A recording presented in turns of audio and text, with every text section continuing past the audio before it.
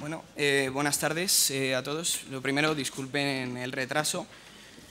Son problemas de los primeros actos, pero bueno. Bienvenidos a todos a esta mesa redonda con motivo de las 8ª elecciones al Parlamento Europeo, desde las primeras que se celebraron en 1979. El 25 de mayo los españoles elegiremos a 54 de los 751 europarlamentarios que nos representarán durante los próximos 5 años.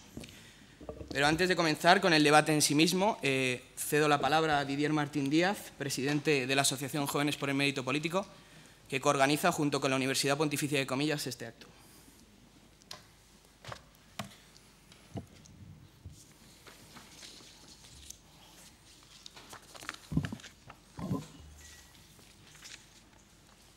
Excelentísimo señor don Jaime Gaitán, embajador del Principado de Andorra ante el Reino de España, vicedecano de Relaciones Institucionales e Internacionales de la Facultad de Derecho de la Universidad Pontificia de Comillas, autoridades académicas, profesores de esta casa, señoras y señores, compañeros y amigos. Decía Platón que el precio que pagarás por no participar en política es que gobernarán por ti otros que sí se ocuparán de ella. Y cuánta razón tenía. Los estudiantes solemos caer muy fácilmente en esa tentación. Nos centramos en lo meramente académico, para después, cuando ya somos adultos, pasar a dedicarnos a lo estrictamente profesional. Por eso os hemos citado hoy aquí, a menos de una semana de que empiecen los exámenes en nuestra universidad. Porque mientras nosotros no le prestamos atención a la política, mientras no dedicamos una parte de nuestro tiempo a ella, otros sí que lo están haciendo por nosotros. Y a la vista están los resultados. Y no es que ser buenos estudiantes ni ser dedicados trabajadores no sea necesario, que lo es, y mucho.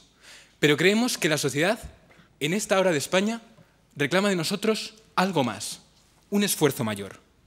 Porque el que aprende y aprende y no comparte con los demás lo que sabe, el que trabaja y no pone lo suyo al servicio de un fin mayor, es como el que ara y ara y no siembra nada. Y creemos que ha llegado la hora de sembrar en el yermo panorama de la política de España. Y a sembrar la primera semilla nos han ayudado personas a las que debo dar sinceramente las gracias antes de continuar, pues son ellos quienes han hecho posible que estemos hoy aquí. En primer lugar, como no podía ser de otra forma, la universidad, que nos ha apoyado y alentado desde el primer día a construir este proyecto. Y en segundo lugar, y principalmente, a todos y cada uno de los miembros fundadores de Jóvenes por el Mérito Político. Ignacio Fácil, Carlos Pascual, Carlos Velando, Héctor Guarro, Carlos Rodríguez, Esther Romay y Joaquín Abril Martorell, además de Javier Alberite, que moderará el debate. Estudiantes de distintas universidades, de la Autónoma, de aquí de Comillas, de la UNED, que también vienen de distintos puntos de España, desde Málaga a Huesca, desde Valencia y Barcelona hasta La Coruña y Pontevedra. También con distintas posiciones políticas. Algunos son más liberales, otros de centro, otros más conservadores, pero con un objetivo y un propósito común: hacer que sea posible otra forma de hacer política, una política mejor. Y para comenzar este camino hemos elegido el acto de hoy. Intentamos que nada en él sea una casualidad. Primero, no es una casualidad que este debate le anteceda la Declaración por la Regeneración Democrática de la Vida Pública en España, realizada por la Unión de Universidades Jesuitas, UNIGES. La universidad se ha hecho consciente de su responsabilidad ante los problemas de la vida pública y nosotros compartimos plenamente esa preocupación. Segundo, tampoco es casualidad que nos acompañen 3 destacados líderes de formaciones surgidas de la incapacidad de los partidos tradicionales de dar respuesta a las situaciones y demandas que plantean los ciudadanos. Y esto no es que sea malo, sino más bien al contrario. Creemos que lo que hace es ayudar a madurar a nuestra muy joven democracia. Partidos de muy distinta tendencia, es cierto, dentro del espectro político, pero que abogan, sin excepción, por democracia interna en la elección de sus candidatos. Porque no podemos reducir la participación política a introducir en una urna cada 4 años una papeleta que contenga una lista elaborada por otros. Y tercero, no es casualidad, ni muchísimo menos, que hayamos elegido el mérito como la máxima de nuestra asociación. Un mérito que no entendemos como un simple eslogan, sino que creemos verdaderamente que hay que hacer méritos para desempeñar cualquier puesto de responsabilidad política. Creemos que hay que ganárselo con talento y con esfuerzo, porque no concebimos la política como un fin en sí mismo para llegar al poder y ejercer un cargo, sino que la entendemos como un medio, como una herramienta para cambiar la sociedad. Solo así lograremos que los mejores lleguen al gobierno. Pero hablar del gobierno de los mejores justo hoy, cuando son la corrupción, la mediocridad, la mala gestión, los nombres que se asocian normalmente a la política. Diréis, estos chicos están locos. Pues quizá lo estemos, pero desde luego lo que creemos es que precisamente ahora, cuando es el desprestigio lo que define a la política, es más que nunca necesario devolver el talento y la honradez al ejercicio político. Coincidimos de nuevo con Platón, en que de noche sobre todo es cuando más sentido tiene creer en la luz. Y es que todos los jóvenes aquí presentes simpatizáis o pertenecéis a algún partido político y a otros sencillamente no os acaba de convencer ninguno. Y eso es bueno, es sano y es natural. Y precisamente por ello os decimos hoy a todos vosotros, os necesitamos, porque nuestra asociación es independiente de cualquier partido político, pero desde un principio es profundamente dependiente de la juventud. Independencia que no es indiferencia, ni muchísimo menos abstención, porque si no, no estaríamos hoy aquí. Independencia para que nos guíen nuestros principios y no las encuestas. Independencia para que nos guíen nuestras convicciones y no ningún cálculo electoral. Independencia basada en la firme convicción de que ante la falta de formación y verdadero debate de nuestros políticos, es más que nunca necesario que los jóvenes comiencen a reflexionar mediante la seria discusión de ideas y actúen para alcanzar un único objetivo, la concordia entre los españoles. Hoy, las generaciones adultas nos entregan el testigo. Bueno, la verdad es que algunos se resisten. Aquí siguen batallando. En cualquier caso, lo cierto es que poco a poco los jóvenes vamos recibiendo la herencia de la responsabilidad política. Y esta es una herencia que no queremos, no vamos a aceptarla a beneficio de inventario, sino que nos hacemos responsables de toda ella, con sus bienes y con sus deudas. Y aunque estas últimas, las deudas, sean muchas, son muchos los retos, los problemas, los conflictos sociales, políticos, territoriales, creemos que es justo afirmar, y lo hacemos convencidos y con orgullo, de que también son muchos los bienes. Tenemos un gran patrimonio, todo el potencial de nuestra nación, la capacidad de su gente y su valentía. Y creemos que muchos de ellos están todavía sin desaprovechar. Así que lo que queremos hacer desde el minuto 1 es deshacernos del absurdo complejo de ser españoles, de imitar a otros, porque nos sentimos profundamente orgullosos y queremos retomar el pulso y las riendas de nuestra historia y nuestro papel en las relaciones internacionales. Si durante muchos siglos los españoles supimos ser líderes y referentes para el resto del mundo en la política, en el arte, en la cultura, en la religión, yo os pregunto, ¿por qué no podemos volver a serlo ahora? Buscamos también adoptar otra estrategia, cambiar nuestra imagen por esta de los jóvenes que, para expresar su descontento, su disconformidad, recurren al enfrentamiento directo, e incluso en ocasiones a la violencia, como desgraciadamente hemos visto hace muy pocas semanas. Aquí se presenta una juventud totalmente distinta, una que confía en el diálogo y en la discusión, y también en la crítica, ¿por qué no decirlo? Pero una crítica constructiva. Así también se puede hacer, mejor dicho, solo así se puede conseguir los cambios y las reformas necesarias. Y es que creemos, como Ortega, que el progreso no consiste en aniquilar hoy el ayer, sino al revés, en preservar aquella esencia del ayer que tuvo la virtud de crear ese hoy mejor. Solo cabe progresar cuando se piensa en grande. Solo es posible avanzar cuando se mira lejos. Pero obras son amores y no buenas razones. Después de todo esto os preguntaréis, ¿qué es lo concreto que os proponemos? ¿Cuáles son las actividades que queremos hacer? Pues queremos centrarlas en dos ámbitos, aprender y expresarnos. En primer lugar, aprender, a través de actos como el de hoy, en los que empaparnos del conocimiento y la experiencia de políticos, de diplomáticos, de emprendedores o de empresarios. El siguiente de ellos, aprovecho la ocasión para anunciarlo, será en junio, en el Colegio de Abogados de Madrid, en colaboración con la Agrupación de Jóvenes Abogados, y versará sobre la justicia y la reforma que de ella se propone en nuestro país. Y en segundo lugar, expresarnos a través de dos actividades, organizando modelos parlamentarios y publicando una revista, para que la voz, el pensamiento y la reflexión de los jóvenes sean escuchadas, sean leídas y, lo más importante, tengan repercusión. Y quiero adelantar también que en este ámbito ya hemos comenzado a trabajar en la organización de un modelo internacional de Naciones Unidas en Madrid, que se celebrará en febrero del próximo año. En definitiva, creemos que ha llegado la hora de hablar, de discutir y de ponernos manos a la obra en la regeneración política de nuestro país. Este es nuestro momento, es el momento de todos. Y para finalizar, solo quiero deciros una cosa. Si yo estoy hoy aquí, delante, y tengo el honor, el privilegio de dirigirme a todos vosotros, es porque un día, unos pocos estudiantes, como los que estáis hoy aquí, pusimos una idea en común. Y otros pocos más nos ayudaron y alentaron. Y otros pocos más os habéis sumado viniendo esta tarde.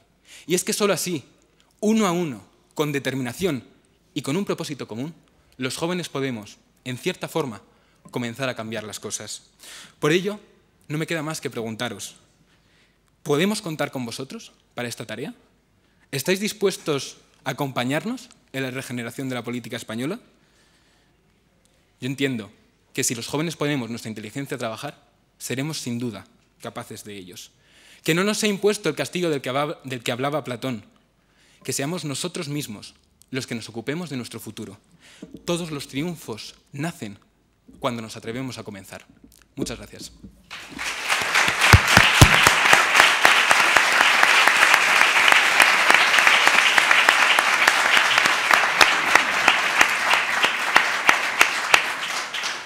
Gracias, Didier. Comenzaremos ahora con la mesa redonda que motiva este acto y cuyo tema es, recordamos, las elecciones europeas, y empezamos lanzando la primera cuestión, si les parece, de cómo atajar esa relación de desafección política que existe entre los ciudadanos y nuestros representantes europeos que elegimos. Antes de ello, quisiera empezar lanzando un mensaje de disculpa. Disculpas porque en el cartel y a lo largo de la preparación de este acto se había anunciado que iba a estar aquí un representante de la agrupación política Podemos. Lo cierto es que a última hora, ayer mismo, nos avisaron desde Podemos de que decidían no venir a este acto y, por lo tanto, en lugar de 4 representantes, contaremos tan solo con 3 representantes de 3 partidos que actualmente no detentan representación en el Parlamento Europeo y que procedo a presentar ahora mismo. Inmediatamente a mi izquierda se encuentra don Juan Carlos Girauta, es periodista y jurista, ha participado en diversas tertulias de ámbito político y también ha escrito varios libros, el último de los cuales se titula Votaré no a la secesión de Cataluña, si no me equivoco. Es además el número 2 por las listas de Ciudadanos al Parlamento Europeo. Bienvenido, señor Girauta. Bien hallado. A mi derecha, inmediatamente, se encuentra don José Luis González Quirós, licenciado y doctorado cum laude en Filosofía por la Universidad Complutense de Madrid. Ha sido profesor y catedrático de esta misma materia en diversos organismos y es actualmente profesor de Filosofía en la Universidad Rey Juan Carlos de Madrid.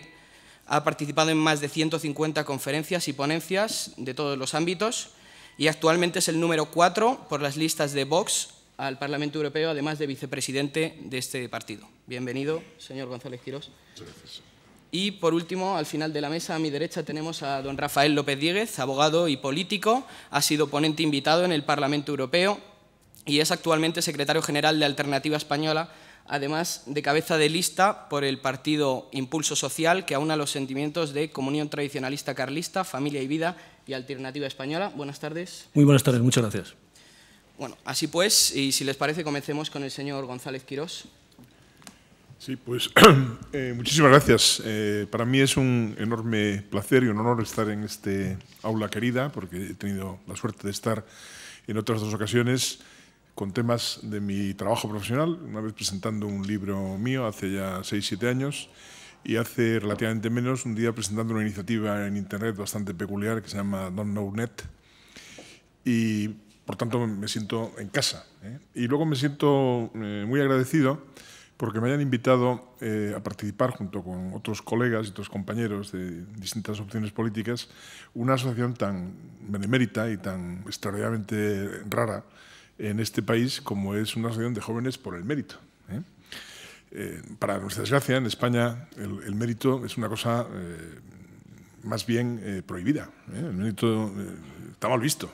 Esto de tener mérito, aquí lo que cuenta es tener enchufes, tener amigos o ser de una buena familia. Pero tener mérito es una cosa, en fin, un poquito vergonzosa, ¿no? De manera que unos señores se atrevan a titularse de esa manera y además demuestren que efectivamente tienen mérito, porque hemos oído una intervención inicial de Didier digna de las mejores reuniones, de las mejores asambleas, un discurso verdaderamente modélico, pues me hace sentirme especialmente orgulloso de estar aquí y, por supuesto, agradezco a la Universidad de Comillas la invitación, el haber cedido el lugar y a todos ustedes esa cara de atención tan extraordinaria que están poniendo, que está muy por encima de mis posibilidades, ¿no? La pregunta que nuestro moderador nos lanzaba es cómo se puede remediar la distancia que hay entre los españoles y sus representantes europeos. Bueno, esa pregunta es una pregunta que no se puede hacer sin hacer una pregunta previa que es más general y que tiene enorme interés, que es cómo se puede remediar la distancia que hay entre los ciudadanos y sus representantes políticos. Es decir, cómo se puede remediar un problema que, dígase lo que se diga, es muy peculiar de este país, muy desgraciadamente peculiar de este país, que es la enorme desafección entre los ciudadanos y la clase política. Los políticos en general no tienen buena fama, no tienen mucho mérito, tienen más bien mala fama porque forma parte del oficio el concitar la sospecha de diversas maniobras oscuras. Pero el caso español es un caso muy llamativo. Yo creo... no me atrevo a asegurarlo porque lo que me queda de científico con vocación empirista me impide hacer esa aseveración, pero creo firmemente que es difícil encontrar un país de nuestro nivel, o un poco por encima o un poco por debajo desde el punto de vista cultural y político, en el que haya un 30 y tantos % de ciudadanos que realmente piensan que los políticos son un problema. Eso es una cosa verdaderamente peculiar. Y mucho más peculiar que eso haya sucedido en un periodo tan corto de tiempo. Porque esa no era la situación hace sencillamente, por poner una fecha convencional, 12 años. Vamos a decir 15 o 20, no era así. No es que los políticos, ya insisto, en general ser político es un poco menos, tiene un poco de fama, un poco menos de mala fama que ser, por ejemplo, actor o cosas así, pero aquí hemos llegado a unos extremos realmente llamativos, ¿no? Y eso debería ser objeto de examen, ¿no? Y el examen tendría que comenzar por ser un examen del conjunto, porque la política es una actividad que no se puede desgajar del todo. Me refiero del todo en el que está inserta. La política es un reflejo particularmente nítido de la realidad de un país.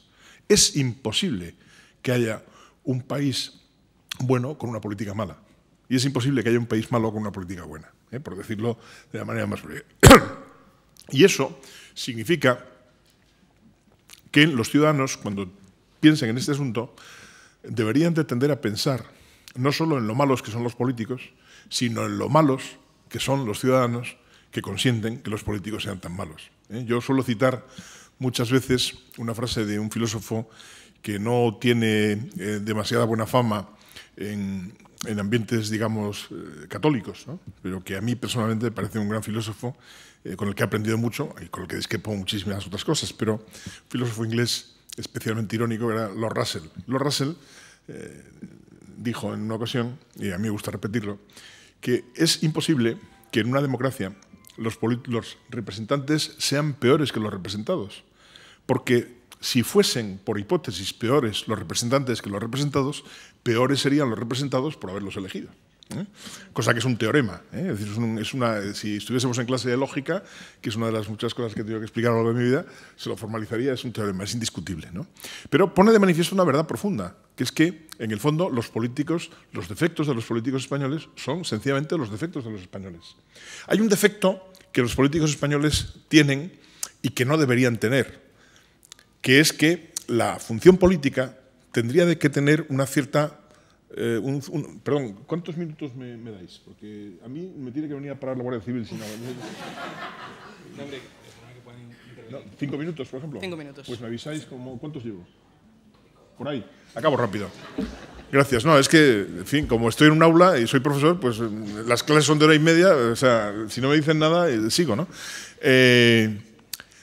que es efectivamente la no ejemplaridad de los políticos. Es decir, eso es lo dramático. Quizá, como se ve mejor, es con la corrupción.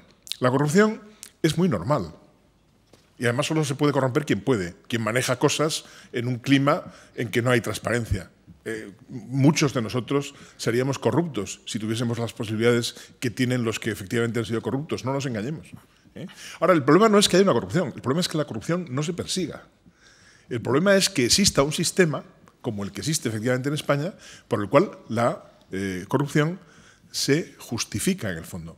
Se disculpa, se disimula, se aplaza, se judicializa, se hace lo que sea con ella, menos atacarla a fondo. Termino con un ejemplo que entenderán todos ustedes, es muy sencillo. ¿Cómo es posible que los españoles aguanten tranquilamente una explicación como la que da el señor Bárcenas, que está en la cárcel sin que se sepa muy bien por qué está? Supongo yo que casi todos los españoles pensamos que merece estar en la cárcel, pero el título jurídico por el cual está en la cárcel dista bastante de ser claro, a mi modo de ver, ¿no? No soy jurista, pero resulta que la acusación es que tiene 45 millones que no son suyos, que los ha robado. Pero todo el que roba, roba a alguien. No puede existir un robo sin robado. Eso es un milagro, ¿eh? Un robo, tiene que haber un robado. Y bueno, pues la sociedad española no se pregunta quién es el robado. Y el robado, que seguramente existe, no dice he sido yo. Y todos seguimos hablando de este caso como si estuviésemos investigando algo. No estamos investigando nada, estamos encubriendo un procedimiento habitual de lo que ustedes saben perfectamente, igual que yo, de financiación de los partidos políticos, de corrupción institucionalizada, de robo en los contratos públicos, etcétera, etcétera, ¿no? ¿Eso tienen la culpa los que lo hacen? Claro que sí. Pero también tenemos la culpa los que soportamos que eso se haga y los que seguimos votando como si eso fuese una conducta normal, que todos los demás estamos diciendo, no, yo prefiero que me robe este que es de los míos a que me robe aquel que no es de los míos. Entonces, ese es el problema. El problema en España es que la democracia, termino ya de verdad, la democracia la hemos hecho copiando. ¿Copiando qué? Las fórmulas jurídicas. Pero es que la democracia, aparte de las fórmulas jurídicas, es una forma moral y cultural de comportarse. Y ahí es donde la democracia española tiene un suspenso enorme. Y los ciudadanos tenemos un suspenso enorme. Porque no ejercemos responsablemente nuestro derecho al voto, nuestro derecho a la crítica, nuestro derecho a la información, nuestro derecho a la exigencia. Somos muy fáciles de conformar. Nos conformamos con fórmulas maniqueas de funcionamiento en la política. Y yo creo que estos tres partidos que están aquí, cada uno con sus peculiaridades y con sus defectos y sus virtudes, pero al menos expresan una cosa que debería darnos esperanza a todos, que es la convicción de que es posible formas distintas de participar en la vida política. Nada más. Gracias. Bueno, a continuación escuchamos al señor Girauta. Ahora lo aviso antes, 5 o 7 minutos estarían bien. Me avisas tú, ¿eh? Si no me puede pasar exactamente igual, que me anime al ver el público tan atento. Bueno, quiero también empezar agradeciendo la invitación, es un honor estar aquí y ser presentado por un representante de estudiantes que cita a Platón me devuelve a épocas muy gratas y muy antiguas de mi vida. Y lo celebro. Vamos a ver, creo que tu planteamiento inicial apuntaba al distanciamiento entre la ciudadanía y la construcción europea.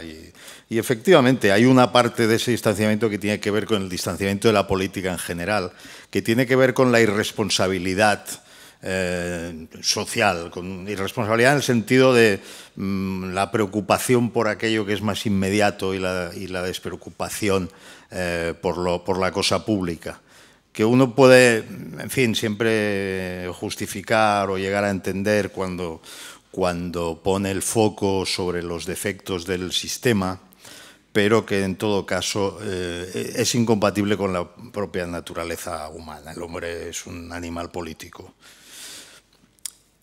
Vamos a ver, a mí me parece que una tarea urgente es explicar, hacer cierta pedagogía con la ciudadanía respecto de la importancia específica del hecho europeo.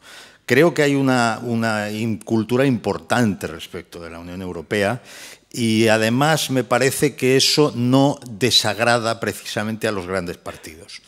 Es decir, en el momento en que las grandes formaciones políticas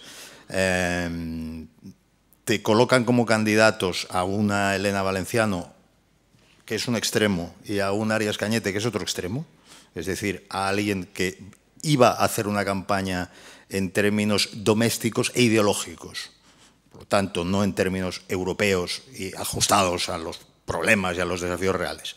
Y otro que justamente se presenta para fastidiar al que quiere hacer la campaña en términos domésticos e ideológicos, pero porque es un técnico y aspira a ser un gran tecnócrata, y seguramente lo sabe todo sobre los laberintos, los recovecos para conseguir subvenciones a la agricultura, pero que está muy bien y todos mis respetos. Hombre, prefiero eso que lo otro, digamos, pero aún así sigue sin adecuarse el enfoque, sigue sin estar a la altura del reto, del desafío de la Europa de esta próxima legislatura. Es decir, esta vez es diferente, efectivamente, esta vez es diferente. Hay cosas que están sucediendo que me indican, yo lo llamo una aceleración de la historia, ¿no? Hay como una aceleración de la historia. Hay una certeza de que, y esto es lo único cierto que hay, lo único cierto es la incertidumbre, hay una certeza de que o avanzamos o retrocedemos, pero las cosas en Europa no se van a quedar igual. Y quiere decir que no se va a quedar igual aquel ámbito del que depende en torno a las 3/4 partes de los asuntos que nos tocan en términos de, en fin, regulaciones de todo tipo, ¿no? Entonces, creo que a los dos grandes partidos, a la izquierda y a la derecha convencionales, les interesa mantener en el desconocimiento ese hecho europeo. ¿Por qué? Porque en realidad su actitud hace ya años es la de dos grandes maquinarias que quieren que las cosas se muevan poco. Y en un momento de aceleración de la historia, pues la falta de coraje, la falta de valentía y el inmovilismo y la falta de, en fin, de modelos y la incapacidad para asumir ciertos riesgos y tal, pues son seguramente lo peor que puedes hacer. A mí los riesgos en política me gustan poco, pero es que resulta que cuando la situación es como la que es, y la describo muy rápidamente, Europa se encuentra con países centrales, países nucleares, donde hay formaciones antieuropeas o eurófobas que pueden ya bien ganar las elecciones, como es el caso francés, que las pueden ganar perfectamente, o pueden alcanzar una representación muy alta. Bien, al menos la eurofobia o el euroescepticismo, la forma más suave de decirlo, se expresa en esos países en sus propios términos. Es decir, en España tenemos eurófobos que se presentan como europeístas. Tenemos, por ejemplo, a los nacionalistas. Los nacionalistas periféricos representan una visión del mundo y una visión de la política que es contraria a aquello sobre lo que se ha edificado Europa. Representan la vuelta a las fronteras, a la tribu, a las esencias, al determinismo histórico, a los derechos históricos, a la invocación de un pasado oscuro de donde vendrían... No. Si no viene nada de ningún pasado oscuro, la construcción europea es una construcción de ciudadanía que mira hacia adelante. Igualdad ante la ley, intentamos que se coordinen las políticas porque es mejor para todos. Intentamos que ese gran mercado, que además tiene una moneda única, pues también comparta las legislaciones armonizadas sobre distintos asuntos. Nos parece que técnicamente es formidable que haya una unión bancaria, como ahora se pone en marcha, ¿no? Y que se llegue hasta las últimas consecuencias. Avísame cuando me llegue. Vale, voy terminando. Las implicaciones, por tanto, del nacionalismo emergente en España son completamente... Emergente, ¿no? En fin, está ya más que madurito, ¿no? son perfectamente contrarias a la construcción europea y también lo es la posición de un partido o de un grupo a quien no he tenido la ocasión de decírselo en la cara porque no ha venido, que es la izquierda en general, ¿no? La izquierda en general, pero sobre todo la izquierda a la izquierda del PSOE. La izquierda a la izquierda del PSOE, con su planteamiento contrario a la mismísima idea de estabilidad presupuestaria que digamos que está también en la esencia de la Unión Europea contemporánea, está en Maastricht, la hemos incorporado a nuestra Constitución, ¿no? Está, por tanto, también enfrentada a esa idea de Europa. Yo, por tanto, hablo, y si tenemos más tiempo seguro que miraremos de concretar más, de cosas concretas que están sucediendo ahora y que las dos grandes formaciones, que la izquierda y la derecha convencionales, no acaban de denunciar, porque ni quieren que se muevan las cosas, el statu quo ya les va bien, pero las cosas se moverán por encima de ellos. Representan todavía el 80% del voto en europeas, ahora parece que van a representar el 60% según los sondeos, yo creo que será menos, yo creo que representará en torno al 50%, y les quedan unos años para aprovechar su hegemonía, para oscurecer a las formaciones emergentes, donde hay gente más responsable que ellos y gente que lee la realidad mejor que ellos, que aprovechen estos años de juego con ventaja, de copar las televisiones, las mejores franjas, porque les queda poco. Gracias.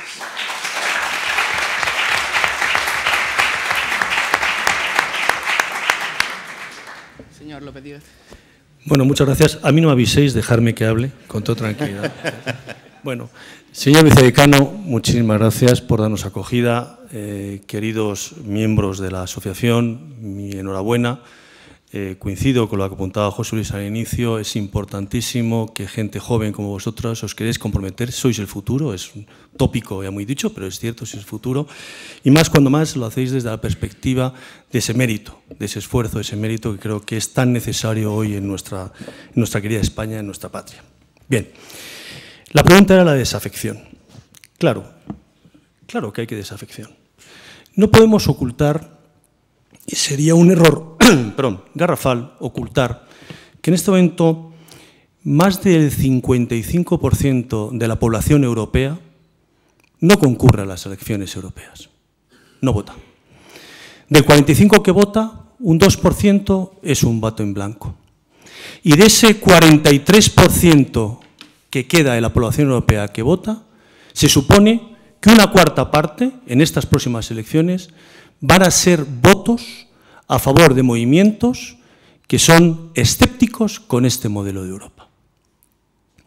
Esto evidencia una clara desafección.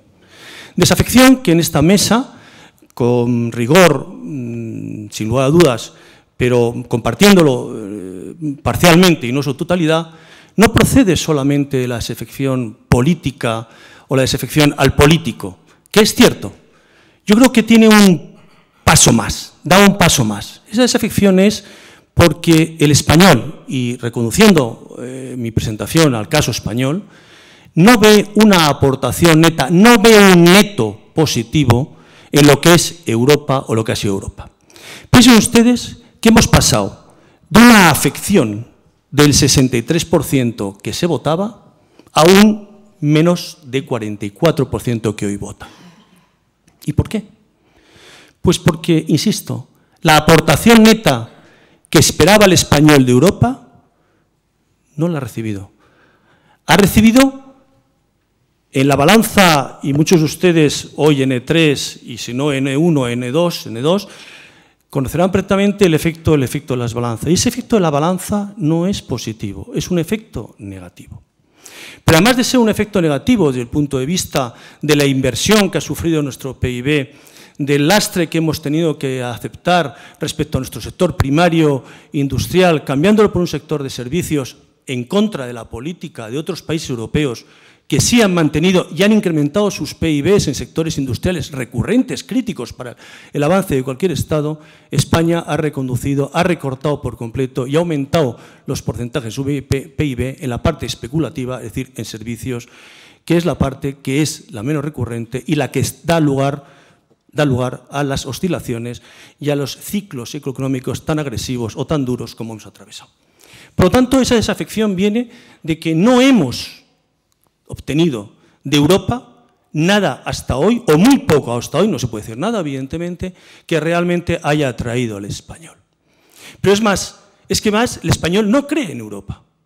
Y no cree en Europa porque sabe que Europa, tal y como se gobierna, primero por dos cosas. Me decía un eurodiputado inglés amigo, hace muy poco, me decía, mira, en Europa, en España, no hay más escépticos con Europa porque no se conoce Europa. Si se llegara a conocer cómo se gobierna en Europa, cómo se legisla en Europa, cómo se regula en Europa, cómo se toman las decisiones en Europa, habría mucho más escépticos. Y ahí coincido con mi buen amigo Juan Carlos, que algunas tertulias ya hemos compartido, en el sentido de que esos partidos mayoritarios se encargan y tienen la clara intención de evitar por todos los medios que tengamos alcance y que el pueblo español tenga alcance al conocimiento de lo que realmente es Europa.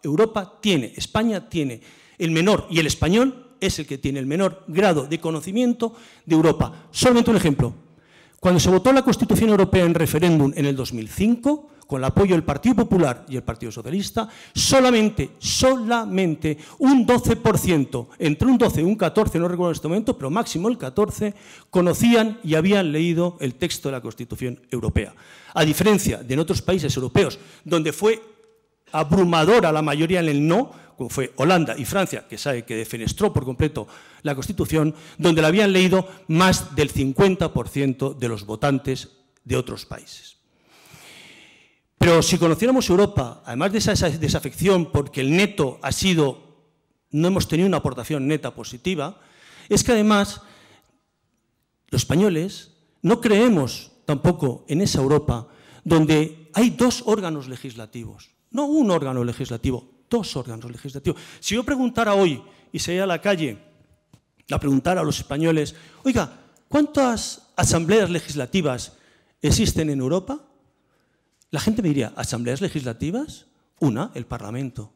No, Europa tiene dos que se superponen y dos que tienen que codecidir en materias. Una elegida por sufragio universal, que es el Parlamento, y una elegida de forma no democrática, que es el Consejo de Estado, el Consejo de Europa, a través de su propia asamblea. En uno, la gente lo desconoce, hay 751 parlamentarios en el Parlamento, pero es que en la otra hay 318 parlamentarios. Pero sumado a estas dos asambleas que se superponen, que se contradicen, que tienen veto una sobre la otra, por lo tanto, el poder no democrático tiene capacidad de vetar al poder democrático, que es el Parlamento, existe una tercera asamblea, que es la regional. Esa asamblea regional que tiene 315 miembros que quieren decidir sobre nuestro futuro y el futuro de las regiones. Pero además es que esa desafección también viene porque los españoles no queremos que se nos reste soberanía. Los que en esta mesa me consta, porque he compartido tertulia y he oído los principios de Vox sobre el tema de la unidad de España, que creo que no es un tema cuestionable sobre esta materia, luego podemos debatir sobre la forma de descentralización y demás.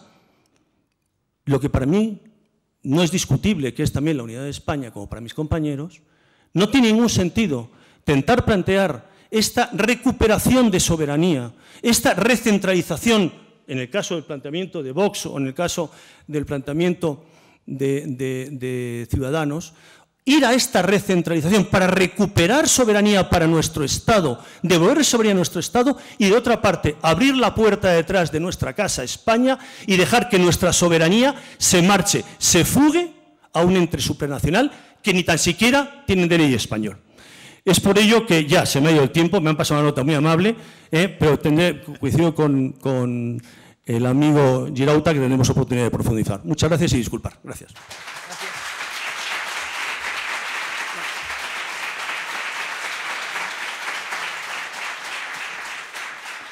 Gracias. Para continuar con este tema tan interesante, intervenciones más cortas, eso sí, mencionaba el señor Girauta unos sondeos. Tengo aquí, y voy a preguntarle su opinión, la encuesta que publicaba El Mundo y Sigma 2 este mismo domingo sobre las elecciones europeas, en las que se le preguntaba a los españoles qué resultados influían más en su vida. Y frente a las generales, a las municipales y a las autonómicas, todos los ciudadanos decían que con menos de un 20% les influían más las elecciones europeas. Es decir, los ciudadanos piensan que lo que se hace en Europa, que lo que se decide, que los parlamentarios a los que votan no les influyen en absoluto. ¿Qué se puede hacer para remediar esto? ¿Qué opinan? Señor. Perdón, creí que eso preguntaba. Bueno, de nuevo yo lo siento, no es que no me sepa el programa europeo y no quiera hablar de Europa, que podría hablar. Lo que pasa es que creo que las preguntas tienen un contexto. Entonces, realmente, Europa, sea lo que sea, es una cosa que es más amplia que España. Y la política, sea lo que sea, es una cosa que se ejerce por círculos. Y el círculo español es un círculo más básico que el círculo europeo. Entonces, si hay problemas en el funcionamiento del círculo español, ¿cómo no los va a haber en el funcionamiento del círculo europeo? A mí no me extraña que pasen esas cosas cuando resulta que me atrevo a asegurar que ninguno de los que estamos presentes en esta aula conoce el presupuesto y la forma como funciona cualquier organismo político español que nos afecte directamente. Por ejemplo, el Ayuntamiento de Madrid. Supongo que la mayoría somos madrileños. Pues estoy por asegurar que ninguno de ustedes, ni yo mismo tampoco, es capaz de explicar cuánto se gasta el Ayuntamiento de Madrid y en qué se lo gasta y cómo se lo gasta y por qué se lo gasta. Entonces, es que es esa falta de petición, de lo que llaman los ingleses accountability, ¿no? Es decir, de rendición de cuentas, esa falta de sensación de que eso que se están gastando es nuestro dinero, de que eso que están gestionando es nuestro país, eso es lo que explica que realmente no sepamos mucho de lo que pasa en Europa o que tengamos sobre lo que pasa en Europa ideas peregrinas como las que acababa de describir mi compañero, ¿no? Y ese es el mal. El mal el mal está en nosotros. El mal es un mal de falta de disposición para controlar la política. Y eso yo personalmente lo llamo falta de patriotismo. El patriotismo es la virtud según la cual uno puede decir, como dijo Clint Eastwood, a quien me encanta mencionar, porque me parece un héroe, aparte de un gran cineasta y un actor extraordinario, me parece un héroe político, que en la convención del Partido Republicano, después de hacer una sátira de Obama, dijo, "This is our country", este es nuestro país. Nos falta conciencia de que ese es nuestro país y Europa es también nuestro país. Y como nos falta esa conciencia, no nos ocupamos de las cosas que pasan en nuestro país. No nos ocupamos de los efectos que tienen las decisiones que se adoptan en nuestro país. Vivimos una vida cómoda, vivimos una vida enajenada, estrictamente hablando, del ámbito de la política. Y a veces lo resolvemos con 4 tópicos de gutapercha, de guardarropía, tópicos ideológicos. Ese es el gran invento de la política española. No, es que yo soy socialista, no, yo es que soy de derechas. No, mire usted. Usted tendría que saberse lo que son las cosas. En mi universidad, por ejemplo, para no ir más lejos, aseguro, y además un día hice la prueba, que ni un 1% de los profesores saben cuál es el presupuesto de la universidad. Eso es literalmente absurdo. Porque eso es desconocer cómo funcionan los organismos de los que eres responsable de su funcionamiento. Responsable activa y pasivamente. Y, francamente, yo desearía que nuestra actitud respecto a Europa fuese más proactiva, fuese más confiada, fuese más esperanzada, fuese más positiva.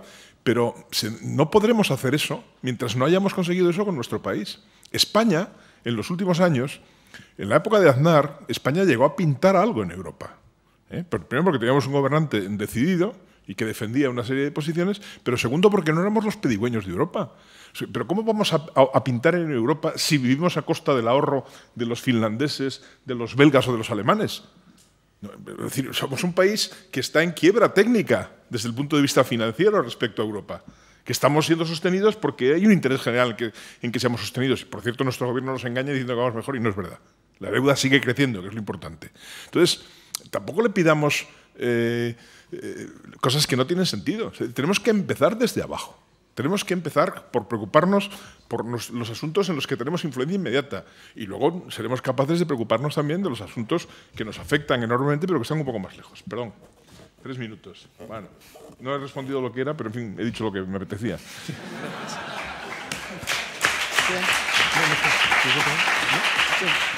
Bueno, vamos a ver, yo creo que vuelvo un poco sobre mi propio discurso, ¿no? Es decir, Europa es un ente que realmente no está siendo lo que esperábamos. Europa no está dando a España, concretamente, puede que a otros países sí, lo que nosotros esperábamos. Europa, en este momento, ha conseguido fagotizar nuestra soberanía. Ha conseguido hacer que nuestra soberanía jurídica tan importante en un país nos tengamos que obligar y acatar sentencias de un tribunal que se han hartado por activo y por pasivo de decirnos que el Tribunal Europeo de Derechos Humanos no es un tribunal independiente. No es cierto. Es un tribunal que depende directamente del Consejo de Europa, elegido por la Asamblea del Consejo de Europa y dentro de los presupuessos del Consejo de Europa. Nos han quitado nuestra soberanía jurídica, nuestra soberanía económica, nos han obligado a tener que converger en unos pactos de igualdad que son imposibles. No podemos converger los que trabajamos con una moneda que se llama euro con aquellos que están trabajando con sus monedas particulares capaces de apreciar, depreciar y solventar de una forma u otra la crisis. Que yo sepa, no ha habido ningún país que ha mantenido su propia moneda, que ha sido intervenida o que ha soportado crisis. Todos, de los 5 años, han crecido 4. Mientras que los que hemos vivido en el euro, midiéndonos contra el euro, hemos tenido que soportar una crisis. Por lo tanto, el problema está en que Europa, el concepto hoy de Europa, el concepto que hoy se traslada de Europa en el Tratado de Lisboa, que es una burla a la soberanía europea, puesto que no olvidemos que el Tratado de Lisboa surge como consecuencia del fracaso de la Constitución Europea, y una vez que fracasa por sufragio la Constitución, se aprueba políticamente el Tratado de Lisboa. Desde el Tratado de Lisboa hay un cambio sustancial en Europa. Ese cambio sustancial es que se está produciendo esta desafección y este crecimiento de lo que tú llamabas eurofobia, euroescepticismo o escepticismo con Europa. Esa situación viene de la mano de que hemos pasado del concepto de una Europa que era, recuerden ustedes, una comunidad económica europea, donde lo que se pretendía era poner en común intereses económicos, protegernos frente al dumping de otras regiones, proteger nuestros productos, nuestros aranceles, pero era una comunidad de intereses económicos. Y hemos pasado de hacer un mercado común a un Estado común, Unión Europea, Comunidad Económica Europea versus Unión Europea. No es una diferencia semántica, es una diferencia de fondo. Y esto es lo que está produciendo un gran rechazo dentro del europeo. Esto es lo que está trayendo que los movimientos, como es el caso de Impulso Social, intenta canalizar movimientos escépticos con esta Europa, vayan creciendo y se estime que las próximas europeas alcanzará hasta aproximadamente 1/4 de los votos, 1/4 de los parlamentarios. Gracias. Sí, gracias. Vamos a ver. Trataré de condensar dos ideas, fuerza. La primera, Rafael, yo entiendo lo que dices y entiendo tu posición, pero creo que corremos el riesgo de aproximarnos al hecho europeo con unas gafas que están diseñadas para un contexto diferente. Es decir, el contexto, nos guste o no nos guste, es un contexto de competitividad, de competición global, de la tendencia a un escenario único en el mundo como campo de juego de los negocios, y por lo tanto ya solo solo para este asunto o estamos por el proteccionismo o estamos por avanzar en la integración. La unidad de mercado avanza hacia una unidad política en la medida en que le siguió la unión monetaria. Es decir, los países miembros de la eurozona ya renunciaron a su soberanía en política monetaria, nada menos. No todos. No todos, efectivamente, pero España lo hizo entusiasmada. España ha sido durante muchos años una entusiasta de lo que no conocía, seguramente, que era esa Europa y esa complejidad. A Europa la han culpado todos los que han tenido que tomar decisiones desagradables, por tanto, de nuevo, los dos grandes partidos tradicionales, de esas decisiones desagradables. Es decir, las vacas flacas ha sido esta etapa de vacas flacas es una historia de culpar a Europa y, por tanto, también de irresponsabilidad, de gobernantes que se suman a esa irresponsabilidad, de incapacidad para decir, oigan, tenemos este problema y lo vamos a enfocar así. Es decir, ¿por qué España no está dando líderes ni siquiera como Valls. Manuel Valls, siendo socialista, pues dice, detecto la necesidad de reducir los costes laborales para los empresarios, detecto la necesidad de reducir el déficit público porque se convierte en un problema, y eso que Francia tiene un 4,3, que ya nos gustaría. Detecto un grave problema de paro, y eso que Francia tiene un 10,9, que ya nos gustaría, y decido algo que no tiene nada que ver, no ya con lo que piensan los socialistas españoles, es que no tiene nada que ver con lo que piensa el Partido Popular, que es un partido socialdemócrata también. Por lo tanto, sí, lo es, un partido socialdemócrata, lo demuestra subiendo los impuestos más de lo que pedía Izquierda Unida, ¿no? Ahí tenemos, es decir, ¿qué queremos? ¿Queremos la vuelta al proteccionismo? Porque entonces, a mí me parece muy respetable, pero entonces nos situamos con José Bové, con el candidato francés a la presidencia de la Comisión que ha protagonizado todas las grandes movilizaciones altermundistas, en nombre de ATTAC, que es donde han ido a parar los comunistas franceses reconvertidos contra la globalización. Resulta que los movimientos más supuestamente progresistas de la Europa contemporánea coinciden con la más reaccionaria actitud de proteccionismo y de encerrarse en sí mismos. Yo creo de verdad que es un momento para dejar las ideologías de lado y en todo caso aplicar un ideario a la realidad que tenemos, un ideario, unos valores. Mira, yo soy liberal, pero eso no implica que yo no comprenda que el estado de bienestar en Europa es un milagro, es una excepción en la historia. Es una excepción en la historia de la humanidad. Esa isla, ¿la salvamos o no la salvamos? Para salvar esa isla tendremos que aplicar políticas económicas más liberales, porque si no, no se generará la riqueza. ¿Pero la queremos salvar o no? Es decir, si existe, la quiero salvar. Yo soy liberal porque creo que las medidas las políticas que hay que adoptar para que se genere riqueza pasan por desregulaciones, pasan por desburocratizaciones, pasan por hacerle la vida más fácil a las empresas. Pero eso no me lleva a decir, y el estado del bienestar lo desmontamos, lo tenemos ahí. Tenemos una sanidad pública extraordinaria. Queremos una ciudadanía europea que tenga un estado del bienestar similar, protegido, una sanidad garantizada en condiciones similares para todos los ciudadanos europeos, o no lo queremos. Es que, no sé si hay Sí. Vamos a ver, no, es que yo creo que Juan Carlos, yo creo que todo lo que estás diciendo es compatible con lo que yo estoy diciendo. No solamente es compatible, sino que creo que además es necesario. O sea, no se está cuestionando, y yo he sido el primero en decir y afirmar la necesidad de que exista un mercado común de intereses económicos donde todos podamos confluir y como región podamos protegernos frente a la actitud agresiva de otras regiones. En esto no hay discusión. Esto no es un punto en discusión. Y que no hay un punto de discusión tampoco en cuanto a que las políticas que tienen que llegar tienen que ser de libre mercado, de iniciativa privada, tienen que ser... Esto no es un punto de discusión. Pero lo que yo me estoy refiriendo es que entre ese paso de mercado común a Estado común, que es lo que estoy pretendiendo, lo que se está pretendiendo hoy a partir del Tratado de Lisboa, ese es el límite, esa es la línea que nosotros no compartimos. Pero no compartimos nosotros como intervencionistas. Yo creo que el señor Cameron y el grupo liberal que gobierna con el señor Cameron no es intervencionista y ha sometido, y nosotros suscribimos, ese referéndum para el 2017. Quieren llevar Europa a referéndum en el 2017.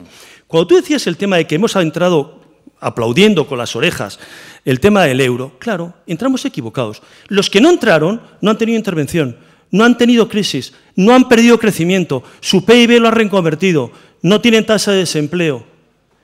Los checos, con su corona, el forinto húngaro se ha mantenido mejor que el bono. El bono en forintos húngaro se ha mantenido mejor que el bono español, el italiano o cualquier otro. Entonces, en ese sentido, son perfectamente compatibles. El problema está en esa obsesión, en esa obcecación de más Europa, concesión de soberanías, que la cesión de soberanías, querido Juan Carlos, implica cesión de identidad, porque esa cesión de soberanía e identidad implica homogenización, y eso es terminar con la soberanía.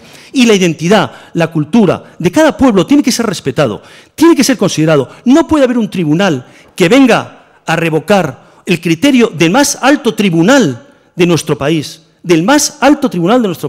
por doble instancia, Supremo y pero, constitucional. Rafael, eso no culpes a la Unión Europea, que es el Consejo de Europa, que es otra organización. No, pero el Consejo de Europa es Unión Europea. La Unión Europea se compone de 3 elementos. Es Comisión, Consejo Europeo, y Parlamento. Pero el tribunal al que tú te estás refiriendo no es Consejo No, Europeo, es Consejo de Europa. Hablamos de la... pero el Consejo de Europa está afecto a los presupuestos de la Unión Europea. No, de verdad. Rafael, que no. Aquí lo tienes. Aquí lo tienes. Esta es una duda que siempre se ha puesto encima de la mesa. Si son miembros diferentes, si los miembros son... No, es que esta es una duda que siempre ha surgido. Sí. Tienes en la página de la propia Unión Europea, tienes recogido lo que es el tribunal y aquí tienes los presupuestos que afectan y están dentro del Consejo de Europa. Yo creo, bueno... A ver, no, es que es una confusión. Me parece que estás confundiendo Consejo Europeo con Consejo de Europa. No, estoy hablando los tres. No quiero polemizar contigo en eso, ni en nada. Yo creo que estamos diciendo cosas complementarias, Rafael. No, por eso, es lo que he querido decirte, Juan Carlos, que son complementarias. Es decir, que una cosa es los intereses económicos y otra distinta, completamente distinta, es la cesión de nuestra entidad, nuestra soberanía, en un proceso de homogeneización. Eso es lo que el pueblo y lo que Europa en general, desde los liberales, conservadores y demás, están demandando. Gracias. A pesar de este cara a cara tan interesante, creo que a pesar de este cara a cara tan interesante, creo que el señor González Quirós quería añadir algo sobre... Bueno, volveré a decir lo que me apetezca, pero bueno, de todas maneras, en este intercambio de opiniones, ahí por mi derecha hay un esfuerzo por decir que se está diciendo lo mismo. No se está diciendo lo mismo. Yo creo que son cosas distintas y creo que son cosas relativamente confusas. Yo querría decir, en mi opinión y la de mi partido, Europa es un buen proyecto. Otra cosa es que sea un proyecto mal gestionado, que sea un proyecto que en estos momentos padece una serie de déficits que por lo más son perfectamente conocidos y que son... se pueden reformar, se pueden mejorar, se pueden evitar, ¿no? Hay que ponerse a ello, pero se puede. Por ejemplo, pues habría que disminuir el tamaño del Parlamento Europeo y el tamaño de los órganos legislativos, a lo mejor dividiéndolo por la mitad, que se puede hacer perfectamente, no pasa nada. Habría que disminuir la burocracia europea, habría que hacer una serie de cosas en esa línea, ¿no? Pero hay un punto esencial en el que yo discrepo abiertamente de lo que ha sostenido mi compañero, que es esa idea de que haya una identidad digamos, casi inmarcesible, innegociable, inalterable. Yo creo que eso es sencillamente no entender lo que es la vida humana y no entender lo que es la historia y no entender, desde luego, la época en que estamos viviendo. Por supuesto que hay una identidad, es una identidad personal, la conciencia moral de cada cual, pero la historia es un proceso continuo de cambio. Y Europa, que ha sido es una península de Eurasia que ha dominado el mundo pues desde el siglo, por decirlo, el siglo XV hasta el siglo XX, en el siglo XXI se está convirtiendo en una pequeña porción del mundo que o se organiza para defenderse y para tener una voz y una presencia, o va a desaparecer, sencillamente.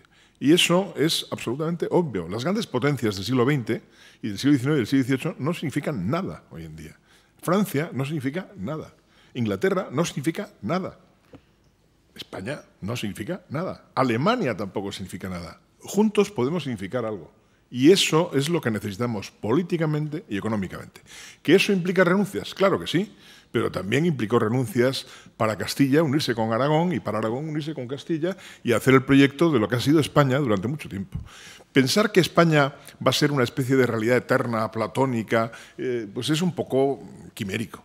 España es algo a lo que yo amo tiernamente y que me gustaría que durase al menos un poco más que yo, pero alguna vez España será pues una parte de otra cosa y eso es un proceso al que sencillamente además nosotros no tenemos ahora derecho a detener, ¿no?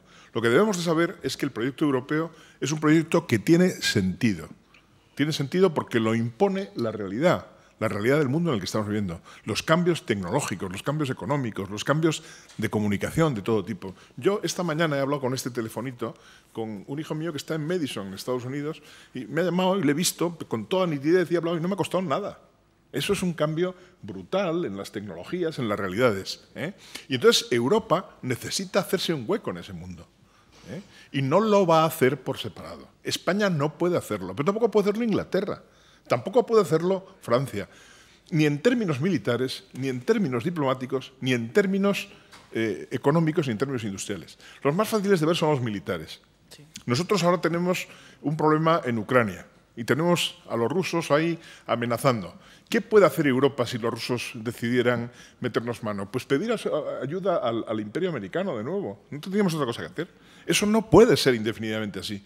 Europa ha podido crear un estado de bienestar porque se ha permitido el lujo inmenso de no tener que pagar un ejército muy costoso, entre otras cosas. Porque no se puede tener a la vez un ejército como es debido y una seguridad social y un estado de bienestar fantástico. No, es decir, hay que escoger, ¿cómo era aquello? ¿De cañones o mantequilla? O mantequilla. Sí. Eso sigue siendo así.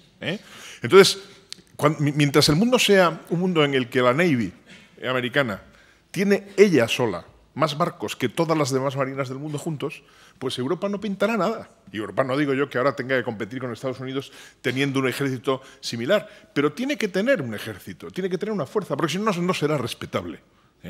Y nos invadirán por abajo, nos invadirán por arriba, o nos torearán comercialmente, nos negarán el gas, o harán lo que fuera. Entonces, puede ser que alguien no crea en esa Europa. Yo sí creo en esa Europa.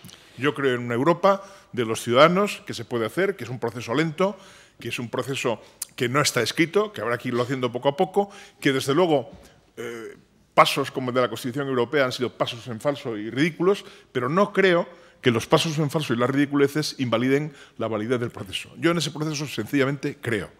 Y creo que hay que integrar a España, como a las demás grandes naciones europeas, en ese proceso. Y que hay que hacerlo con una visión histórica de largo alcance, poco a poco, restableciendo todo lo más que se pueda la soberanía, creando el demos europeo que todavía no existe, posibilitando una opinión pública europea que todavía no existe, dando pasos en la Unión. Hemos hecho la Unión, hemos hecho quizás las uniones, termino ya, las hemos hecho en un orden poco inteligente. Primero, una unión meramente económica que tiene sentido proteccionista, que ahora ya no lo tiene, y además que se hizo de manera desigual, con un enorme privilegio para la agricultura francesa, por ejemplo, y con un enorme perjuicio para otras cosas, porque fue hecha bajo el equilibrio de las potencias, de las antiguas grandes potencias europeas, que son potencias medianas o pequeñas en el mundo contemporáneo.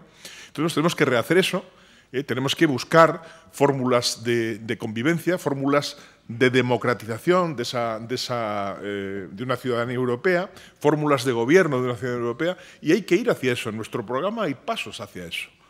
Hay ideas claras de cómo hay que ir avanzando, poco a poco. Hacerlo a la manera de Giscard, desde luego, fue una absoluta estupidez, una más de las que cometió este buen señor, ¿no? Pero no confundamos los errores en el camino con la idea de que hay un camino. No podemos, yo por lo menos no soy nada partidario de dar marcha atrás. La marcha atrás es imposible en la historia. Cuando se hace marcha atrás, uno camina siempre hacia la destrucción y hacia la nada.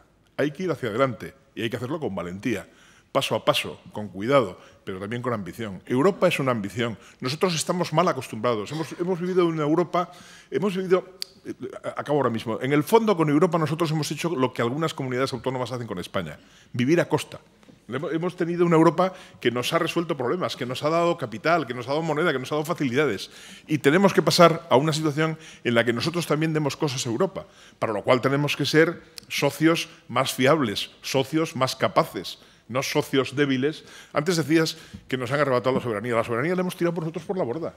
Un país que tiene la deuda que nosotros tienen no puede ser un país soberano, ni aquí ni en el Baluchistán, salvo que tenga la Navy. Salvo Alemania, que incumpliendo durante 3 años consecutivos el déficit, no se fue intervenido y lo aceptó. Nunca ha tenido una deuda como la nuestra. No, superior, el 101%. Nada. Vamos a dejar que acabe el señor González Quirós. Bueno, perdón. No, que concluya y ya. Sí, quiero decir que a mí me parece poco inteligente, y desde luego no comparto, y Vox no comparte, una puesta en cuestión del proyecto europeo, aunque es evidente que hay partidos europeos que lo están haciendo, partidos nacionalistas franceses, partidos nacionalistas británicos, que se pueden disfrazar de liberales o de lo que sea, pero que en el fondo son partidos cangrejo, que quieren marchar hacia atrás. Europa es un buen proyecto. Yo, José Luis, quisiera entender... Pues yo no querría entender de tus palabras cuando te referías a España y a esa España que pretendes que perviva algunos años después de ti, que te estaba refiriendo, y estoy seguro que no, a esa España cuyo término es discutido y discutible. pero me ha causado, ha habido un momento de tu discurso que me ha venido a la cabeza esa referencia. En segundo lugar, En segundo lugar, el problema está en que dices que es ir marcha atrás. Claro, el problema es que tú crees que hay que hacer más Europa, que hay que ir más a Europa, aunque esa más Europa sea un proyecto que es un proyecto negativo. Yo tampoco quiero pensar que tú estés de acuerdo con esa Europa del principio legislativo de la codecisión, ni creo que seas capaz de estar de acuerdo con esa Europa que pretende el plan del 2017 al 2027 de las regiones, ¿no?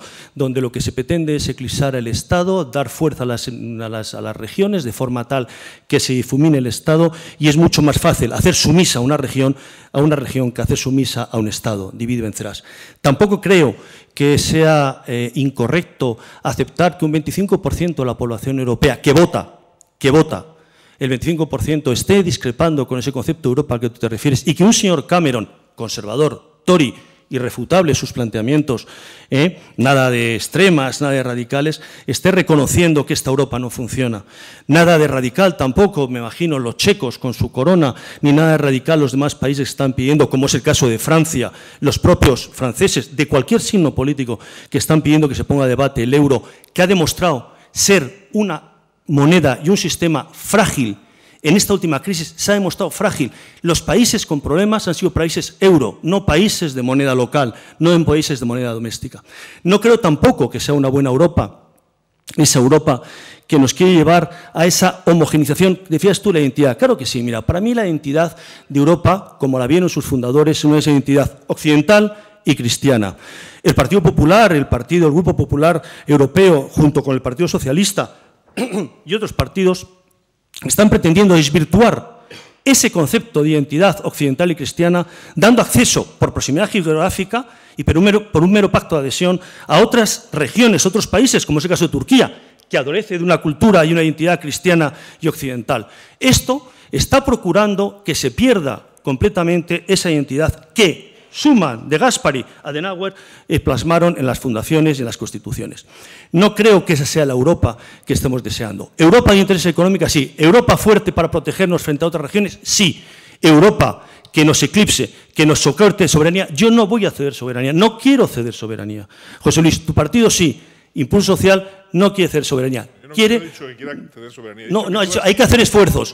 No queremos hacer esfuerzos. Tú has planteado que quieres hacer esfuerzos y que se exige esfuerzos y que esos esfuerzos pasa por ceder. Nosotros consideramos que hay una línea insalvable, impenetrable, que es esa soberanía y esa identidad que no es ni discutida ni discutible. Gracias.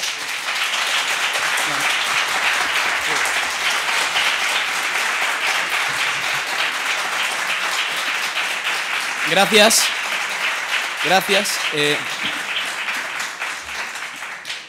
Vamos a tener la última intervención por parte del señor Girauta y luego habrá un turno de preguntas y tiempo para conclusiones. Sí, ahora que Rafael citaba a los padres fundadores, que quizás es el momento de recordar que esa Europa se construye para evitar que se repitan las matanzas que llevaron a tantísimos millones de muertos, para que, a ver, por resumir, para que Alemania y Francia no vuelvan a pegarse. Porque, claro, es una constante histórica y se rompe, y se detiene con eso. Yo comparto un montón de críticas, casi todas las críticas que se han hecho, pero creo que son críticas a funcionamiento, a formas de funcionamiento de la Unión Europea que se pueden cambiar y se deben cambiar. Hombre, que Europa es un gigante económico y un enano político es evidente. Es un enano político en la medida en que su supuesta política de seguridad y exterior común es una ridiculez. Es decir, esta señora Ashton tiene tanta influencia, no sé, como pueda tener yo para arreglar un problema en Ucrania o donde sea, ¿no? Es decir, cuando la Unión Europea tiene que actuar de consumo en un asunto importante, no actúa.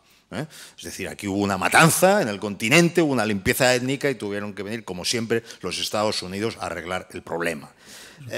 Por lo tanto, de nuevo la irresponsabilidad. Europa no se ha querido hacer responsable del precio que siempre uno tiene que pagar por su libertad. La libertad tiene un precio, tienes que pagar ese precio, porque habrá otros que quieren acabar con tu libertad y que se quieren meter en tu vida y en tu esfera privada y en tu sistema de derechos y libertades. Eso tiene un coste, y ese coste, que Estados Unidos lo tiene clarísimo, o que hay países en el mundo que lo tienen clarísimo, como Israel, y saben lo que tienen que invertir en eso, pues Europa no lo tiene claro. Ahí hay un grave problema. Desde el déficit democrático, evidentemente, no puedo estar más de acuerdo. Yo soy partidario, pero creo que eso es algo que puede suceder pronto si hay un impulso suficiente. Soy partidario, digo, de que el Parlamento Europeo sea la única Cámara Legislativa y que además tenga la función de control efectivo del Ejecutivo. Y que la Comisión sea un gobierno de Europa donde... Pero es consciente que eso es imposible. Bueno... Por el Tratado de Lisboa es imposible. Yo no sé si es imposible o no. La línea va por ahí. De codecisión ya no se habla. Se avanzan competencias por parte del Parlamento. Yo creo, vamos a ver, yo no tengo una bola de cristal porque es que además el futuro no está escrito. Yo creo que lo que no va a pasar es que las cosas sigan igual. O sea, lo que no sucederá es la inmovilidad a la que parecen atados los grandes partidos tradicionales. O irá muy hacia adelante el proceso, hacia adelante, hacia donde quiera, hacia la integración, o irá hacia la desintegración. Pero para acabar, yo es que no quiero dejar de citar lo que me parecen las principales amenazas a Europa y, por lo tanto, pues a nosotros también. Las principales amenazas a Europa en este momento son, a mi modo de ver, podemos perder el tren de la competitividad y de la innovación a nivel global. Estamos manteniendo unas condiciones de todo tipo que son poco propicias al emprendimiento, que son poco propicias a las patentes, a las nuevas tecnologías, a la movilidad en todos los sentidos, a la flexibilidad. Y la forma de competir en el siglo XXI y la forma de generar riqueza exige flexibilidad, movilidad, capacidad de adaptación, etcétera. Y estamos en el sistema más rígido, el sistema rígido por excelencia dentro de los modelos posibles de economía en el mundo. Es decir, hacer negocios en Europa es pasar por una pesadilla de burocracia que es el castillo de Kafka, ¿no? Segunda amenaza, va ligada a esta. Si no se genera riqueza, si nos pasan por delante, no se podrá mantener tampoco ese gran logro único en la historia de la humanidad que es el estado del bienestar europeo. Pero la más urgente, porque es la inmediata, es el peligro de los nacionalismos. Y aquí España tiene una amenaza especialmente grave y especialmente seria. Es decir, tenemos en Cataluña, yo soy catalán, tenemos un problema muy grave con un poder institucional que se ha echado al monte, que desafía la Constitución, que miente sistemáticamente y está explicándole a la gente que una Cataluña independiente se mantendría en la Unión Europea, precisamente. La Unión Europea, porque aquí hay esa paradoja, en fin, bella paradoja, la Unión Europea aspira a los Estados Unidos de Europa, pero es un club de estados. Y los estados, cualquier estado, lo primero que protege es su integridad territorial. Yo creo que España está verdaderamente en manos o muy cansadas o muy poco motivadas o a lo mejor un poco desleales, porque que sea justamente el ministro de Exteriores el encargado de la interlocución con el nacionalismo periférico en España, que sea precisamente el ministro de Exteriores español el que recuerde el tema en cualquier instancia, allá donde se encuentre en el mundo, él recuerda el problema que existe y habla de diálogo, como si fuera una cosa de tú a tú o una cosa que hubiera que negociar algún día. Que sea precisamente el ministro de Exteriores español el que se felicitara públicamente por el éxito de la cadena humana que montó la Asamblea Nacional Catalana, diciendo que fue un éxito en la logística y en la organización, nos coloca ante una situación que puede ser de estupidez de quien nos gobierna o de traición de quien nos gobierna. Cualquiera de los dos escenarios me parece pavoroso. Ciudadanos, que es un partido español, nació en Cataluña y nació para enfrentarse al nacionalismo. El enfrentarnos al nacionalismo es nuestra especialidad. Y dejadme que os diga, como especialista en esto, que estamos ante la amenaza más urgente. Es decir, que todo lo que hemos hablado hasta ahora es importantísimo, pero lo urgente, lo primero que hay que hacer es permitir que Artur Mas realice su sueño, que es chocar contra un muro. Cuando choque contra un muro estaremos todos más tranquilos. Pero tú fíjate, solamente pido un minuto solo. Dos aspectos muy importantes a los que se ha hecho referencia Juan Carlos. Juan Carlos, principio democrático, no doble decisión. Discúlpame, porque la gente tiene que entenderlo. Sí. Es inamovible. El artículo 289 del tratado lo hace inamovible. Las dos instancias, no hay quórums ni habrán quórums suficientes nunca. Segundo, nacionalismos. Tienes toda la razón del mundo. Lo comparto contigo. Asamblea de las Regiones. Planteamiento, programa 2017, aprobado ya, 2017-2027. Regiones sí, estados no. En el Parlamento, aprobado hace apenas 6 meses. El planteamiento presentado por el secretario. Gracias. A continuación tendremos tiempo para, después de las preguntas, para un turno de conclusiones. Si desean dejar algún mensaje claro al final. Quienes deseen preguntar. Sí. Espera, tenemos un micrófono.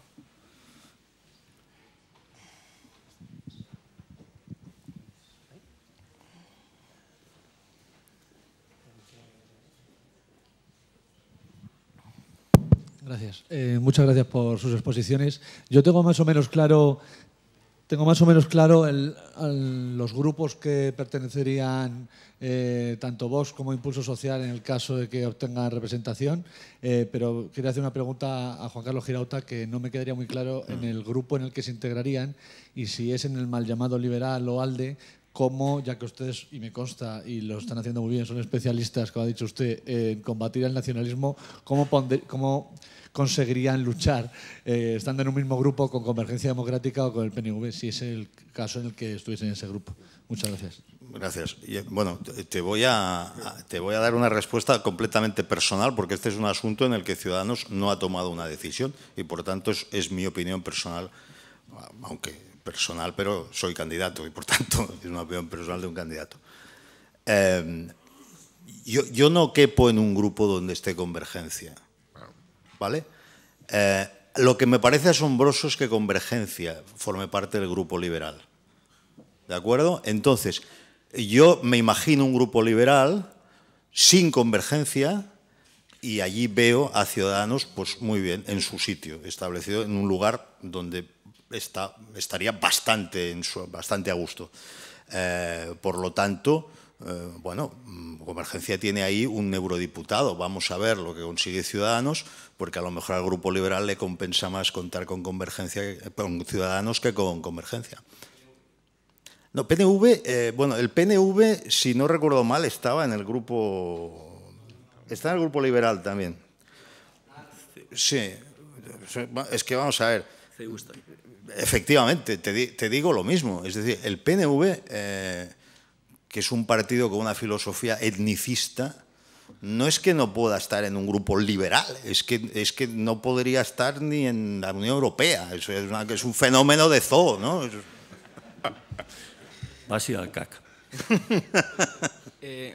¿Más preguntas? Sí, ahí. Hola, buenas tardes. Bueno, antes de nada, dar las gracias por organizar este encuentro porque, la verdad, la censura de los medios no es muy normal, ¿no? Entonces, felicitar aquí a los organizadores y a la casa. Mi pregunta es, digamos, ¿estos partidos van a crecer a costa de los partidos bipartidistas o van a arañar votos a la abstención? ¿De dónde creéis que van a salir principalmente los votos? Gracias.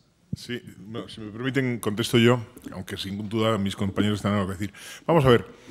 Una cosa que sería bueno que cualquiera a quien le interesa la política tiene que aprender a hacer es a distinguir la realidad de las representaciones. La realidad es que los ciudadanos votan a quien quieren, a quien prefieren. Y ese fenómeno cada vez se produce de una determinada manera y se representa pues, mediante segmentos, mediante círculos, mediante barras, pero la representación no es la realidad. La realidad, por tanto, no es otra cosa que los ciudadanos tienen su voto y se lo dan a quien quieran. Entonces, no se puede decir que se roba votos a la abstención o a los partidos. Eso no hay manera de saberlo. Eso es un exceso de confianza de los que hacen esas representaciones, esas actuaciones, que sacan conclusiones que no tienen realmente mucha base. Pues se podrá decir que los votos vienen de aquí, vienen de allá, bueno, más o menos, pero la verdadera realidad es que los ciudadanos votan a quien quieren. Ojalá fuese tan simple la cosa, porque muchas veces no votan más que a quien pueden, porque, por ejemplo, los medios de comunicación social, el poder establecido, se encargan de que las opciones minoritarias no tengamos posibilidad de llegar, ¿no? Pero no es un problema de si se lo quitas a la abstención o si se lo quitas a los grandes partidos. Hombre, en la actualidad parece claro que los grandes partidos van a perder mucho. Eso lo dice todo el mundo y parece obvio. Es realmente, yo que no soy demasiado aficionado a esto, pero algo sigo porque creo que es mi obligación. Si uno ve, por ejemplo, las series del CIS, nunca en la historia de la democracia española, desde 1977, nunca ha habido un primer ministro en el gobierno que a los 2 años de mandato tuviese el nivel de impopularidad y de rechazo que tiene Mariano Rajoy. Y eso quiere decir algo, sin duda ninguna. Eso, algo quiere decir. Por tanto, es normal que ese partido pierda votos. El partido con el que él gobierna es normal que pierda votos. Es más raro todavía que el partido de la oposición, con un deterioro de un nivel tan brutal como el del partido del gobierno, siga estando por debajo. Eso es casi un fenómeno paranormal. O sea, eso, como dicen los catalanes, es para hacérselo ver, ¿no? Entonces, en esa situación, pues parece razonable imaginar que los partidos nuevos, los partidos pequeños, los partidos, digamos, casi prohibidos, pues vamos a recibir voto de esas dos desafecciones, ¿no?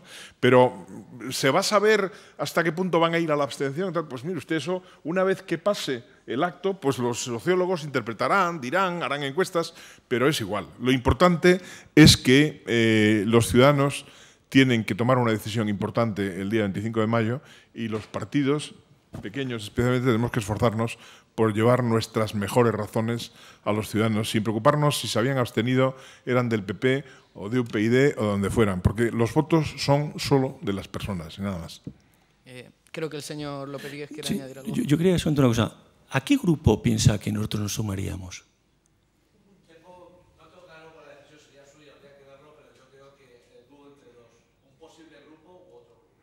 Bien, no, yo le voy a decir los grupos. Hemos estado muy relacionados y hemos contado con el apoyo del Grupo Conservador Inglés, los Tories. Yo fui ponente en el Parlamento por los Tories, ¿de acuerdo? Con lo cual tengo una estrechísima relación con William Hague y con ellos. Y de otra parte está el Partido por la Libertad y la Democracia, con el cual comparto muchísimas afinidades con el Movimiento por la Francia, con los daneses, etcétera, etcétera. Por lo tanto, mi corazón está dividido en cuanto a esa pregunta, pero quería saber si usted estaba pensando lo mismo.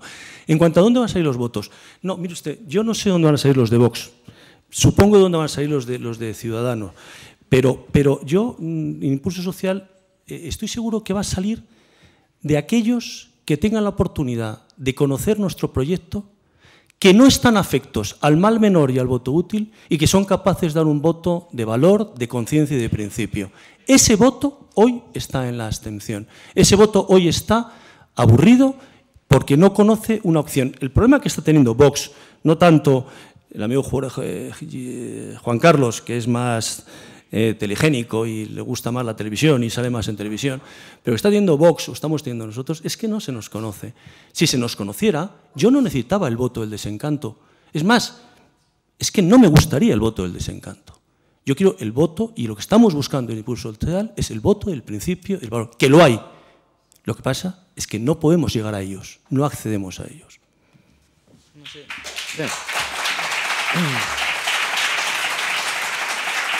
Bueno, solo quería añadir que abundo en la idea de que el voto es del votante nada más. Para los análisis sociológicos del voto, mirando obviamente a las elecciones que ya hemos tenido, en el caso de Ciudadanos hay, bueno, el fenómeno es curioso, pero viene voto de todos sitios. Es decir, del nuevo votante, de la abstención, de exvotantes del PP, de exvotantes del PSOE, incluso de exvotantes de Convergencia, ¿no? Lo cual uno, en fin, lo goza especialmente, ¿no? Cuando le quitan voto a Convergencia.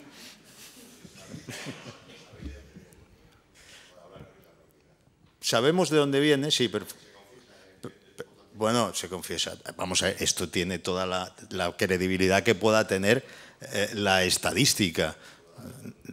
Bueno. Sí, bueno, está calculado que el 9% de los votantes que dejaron de votar a Convergencia votaron a Ciudadanos en Cataluña. Por lo tanto, no, nosotros no lo ha hecho no es necesario, el CIS. Yo creo entrar en diálogos. El CIS o el CEO, que es el CIS catalán. Sí.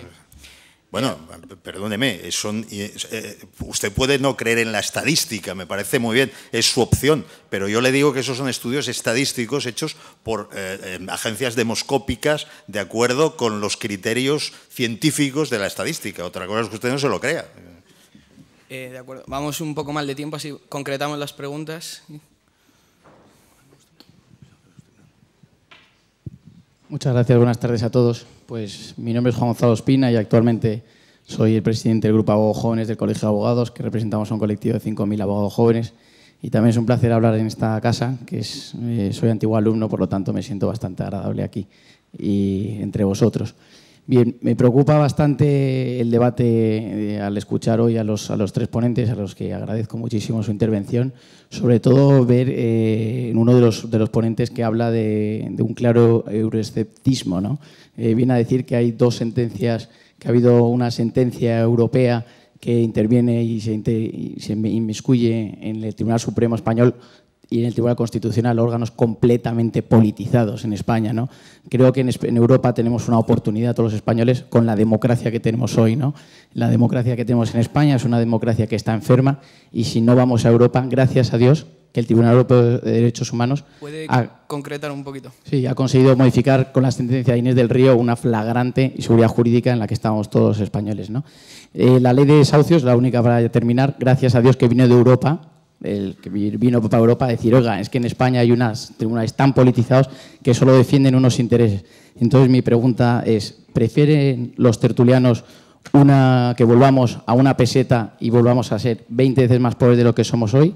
Y si creen que el problema de la crisis económica actual de España viene de Europa o de los políticos que hemos tenido hasta actualmente. Muchas gracias. Por alusiones, me permite, porque estaba referida a mí la pregunta, ¿no? Pero solamente por alusiones. Mire usted, habla usted de un tribunal politizado en España. No le quito la razón, querido compañero, yo soy colega. Voy a leer lo que dice el Tribunal de Derechos Humanos. Los jueces son elegidos por la Asamblea Parlamentaria de Europa, a partir de una lista de 3 nombres propuesta por cada Estado miembro. ¿Eso qué es? ¿Independencia? ¿O exactamente la misma politización? ¿Dónde acredita usted, dónde puede asegurar usted que ese órgano es independiente? Tiene usted la declaración en la propia página de ellos. Segundo lugar, ¿somos más pobres con el euro, con la peseta o con el euro? ¿Es más pobre Inglaterra con el pound, con la libra? No, me permito esto. ¿Es más pobre Hungría con su forinte y con el euro? Hungría ha crecido en los últimos 5 años, los 5 años. España ha decrecido. ¿Es más rica o más pobre Chequia con su corona? ¿Lo es más o menos Dinamarca? ¿Es que acaso la convergencia que hemos hecho nosotros es la misma convergencia que hizo Dinamarca, Holanda, Alemania, Francia? ¿Es que acaso nosotros pudimos tener 3 años seguidos de incumplimiento, de crisis, de convergencia del 3%, como ha hecho Alemania, sin ningún tipo de sanción? Al segundo año, a los 18 meses, se nos amenazó con una intervención. Esa es la diferencia, querido colega. Gracias. Gracias.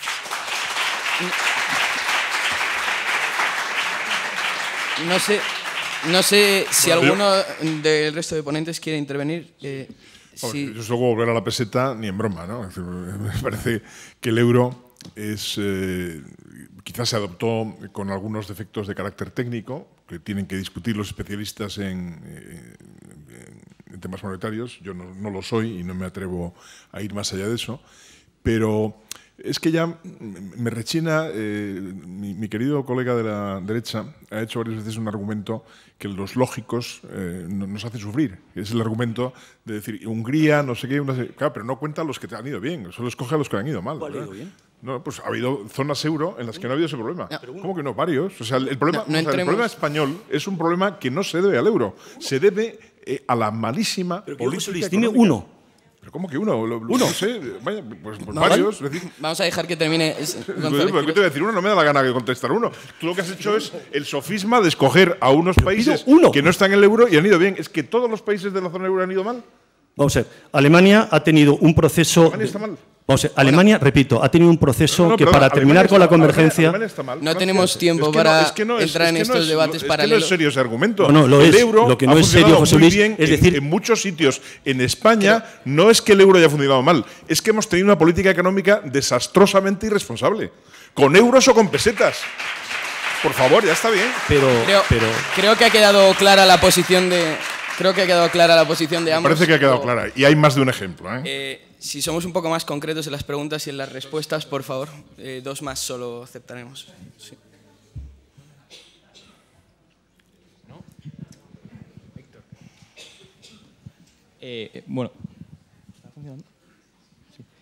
En referencia a lo que ha dicho el señor López Dieguez sobre los países que tienen la moneda local, o sea, su moneda que tenían antes del euro, la mantienen. Ha dicho ejemplos como República Checa, que en 2012 y 2013 tiene -2, ha crecido un 2% en 2012 y 2013, un 2,7%, y luego, por ejemplo, el ejemplo de Alemania en el otro lado. Y luego, la pregunta es, que no es, en referencia a esto de, ¿no es más el problema de cada país individualmente, el problema de que, o sea, la comparación de comparar Grecia con Reino Unido o Grecia con Dinamarca, no es un poco frívolo compararlo más con la moneda que con lo que viene a ser la cultura económica y política de ese país? Me parece una pregunta magnífica, porque ahí se pone de manifiesto claramente la imposibilidad de trabajar con políticas homogéneas cuando no hay países homogéneos con políticas fiscales y políticas monetarias completamente distintas. Por lo tanto, usted en su propia pregunta está llevando la respuesta. Segundo, cuando está hablando de Chequia, está hablando de Chequia en relación a una moneda que, si usted la pone en equiparación de depreciación e inflación, ha crecido un 1,3%, si lo pone en equiparable. Igual que pasa con Hungría.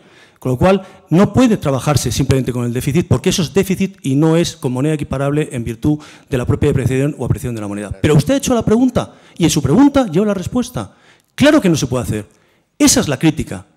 No se puede establecer políticas homogéneas para países distintos. Los PICs, como ellos nos llaman, los PICs, sabemos todos lo que refiere. Los PICs, como ellos nos llaman, no podemos tener políticas exactamente iguales que las políticas alemanas, las políticas inglesas, las políticas danesas y demás.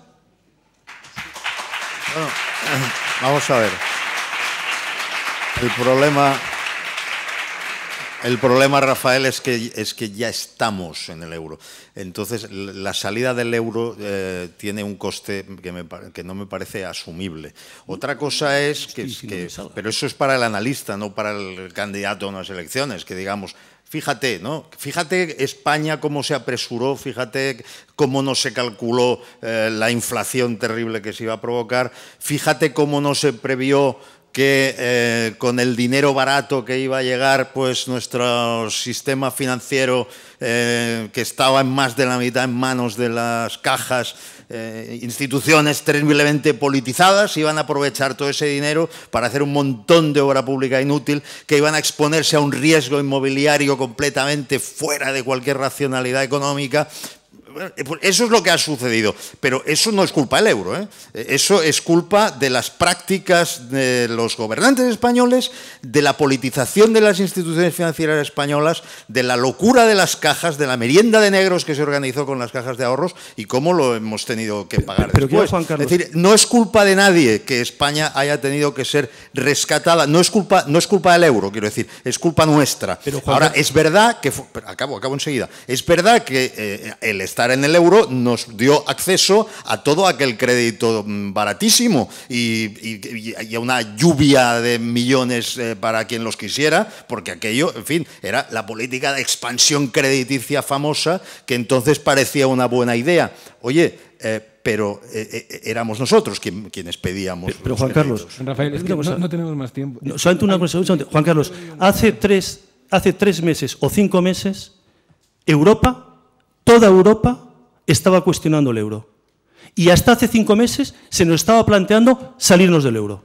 Y no es un problema euroscéptico, es un problema técnico. Una intervención del señor González Quirós sobre esta misma pregunta. Es que afirmaciones tales como que toda Europa estaba cuestionando el euro son obviamente falsas. Porque toda Europa no ha cuestionado nunca nosotros, nada. Respecto a nosotros, tío, respecto a nosotros, España. Miren ustedes, los problemas económicos de cada país, hoy por hoy, los países tienen la suficiente soberanía, esa que echa tan en falta el señor López Dieguez, como para tener que ser más responsables de lo que son, y funcionan bien los que son responsables y mal los que no lo han sido. En el año pasado, la Seguridad Social Española ha tenido un déficit, es decir, una diferencia entre ingresos y gastos de 45.000 millones de euros. 45.000 millones de euros. Comprueben la página correspondiente, han tardado en reconocerlo o lo han reconocido. Eso no tiene nada que ver con el euro, tiene que ver con una política irresponsable que seguimos haciendo en este país en materia de pensiones, en materia de fiscal y en materia de política económica. Y el gobierno lo oculta pudorosamente, porque nos quiere engañar diciendo que las cosas van bien. No, van fatal. Ese dato es estremecedor. Ese dato significa que la llamada hucha de las pensiones, con ese ritmo, y no hay ningún signo de que ese ritmo vaya a cambiar, no va a durar más allá de 2 años y medio. ¿Esto tiene que ver con el euro? No. Insisto, no. Los problemas de la política económica, del paro español, de la irresponsabilidad de los políticos, de la corrupción, no tienen nada que ver con el euro. Tienen que ver con el mal gobierno, con el pésimo gobierno que están protagonizando en los últimos 12 años, como poco, ese duopolio que juega a una oposición radical, a decir lo malo que es el otro, pero que al final hacen exactamente lo mismo, pactan las cosas que les interesan y nos imponen las políticas que cualquiera de los dos harían diciendo que no las iban a hacer. Gracias, señor González Quirós. Una última pregunta. Buenas tardes. Ante un problema que preocupa a muchos de los españoles, ¿qué tienen que decir sus partidos sobre el aborto?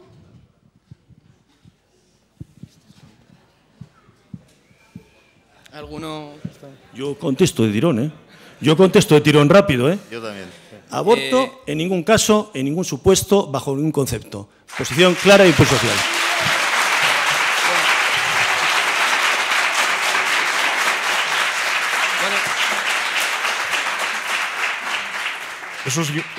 Yo voy a hacer una pregunta a él. Nuestro partido está absolutamente en contra de la idea de que el aborto pueda ser un derecho. Está absolutamente a favor de que se hagan todas las políticas que minimicen todo lo posible el número de abortos, pero no.